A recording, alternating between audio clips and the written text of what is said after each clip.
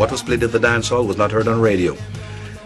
By that period when cassettes came in, people were recording what was happening at the dance hall, and that's where the dance hall fans were beating down the fence, because that was live stuff. The mic was there and everybody impromptu. Whatever was popular in the dance that came out on the cassette, the producer wanted to find that artist to make a hit of it. Once the record producers took note, the sound system DJs took center stage and dancehall's first major star was born. A most unlikely of icons, the 6-foot albino Yellowman. When me did bad, me mother disown me. Me mother said, Lord, what a ugly baby. But this old man say he play tree. Remember my name is Mr. Sexy. And girls, what are they will say they can't hungry. Cause in a me pocket money full of money. And this Yellowman's stock in trade was sex, or as Jamaicans call it, slackness. I used to talk about sexy things, you know, things that the girls love and what they want to hear, because ladies like to hear when a man talk nice thing about them, you know. That's the reason why I do the song called Over Me, them a man over me. Some girls, them a love me, them. Albinos, or Dundus as they are known in Jamaica, were the island's outcasts. So when Yellowman held himself up as a kind of sex symbol, people howled with laughter.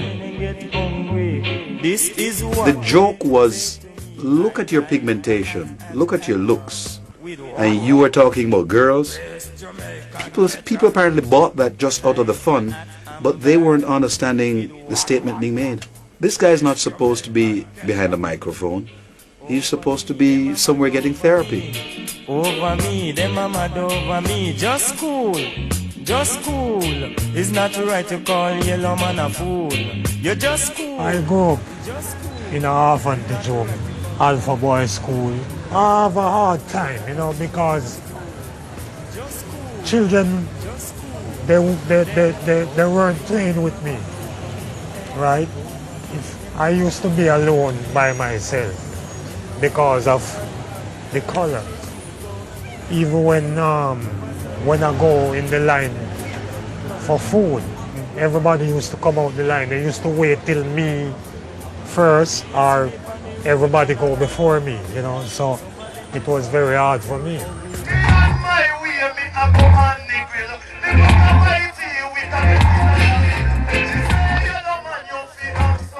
That made me stronger in my heart, you know, and knowing that the same people come back to respect me and love me, that make me feel good, you know, make me feel comfortable, you know, and I respect that, you know, yeah. So, King. Here's this yellow man who was once scorned, and people now want to have his baby. And everything was yellow, his yellow BMW. You know, rags to riches started reaching him. And even the tax man in Jamaica went after him. Yeah. Yellowman's local success came to the attention of CBS Records in New York. He became the first Jamaican recording artist to sign to a major US label.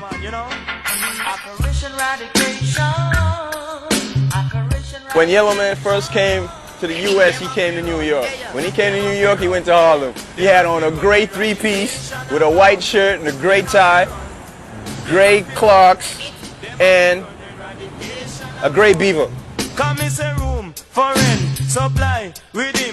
What Yellowman found in New York was a small but developing dancehall scene. We were doing a whole lot of dancehall, a whole lot of sound system.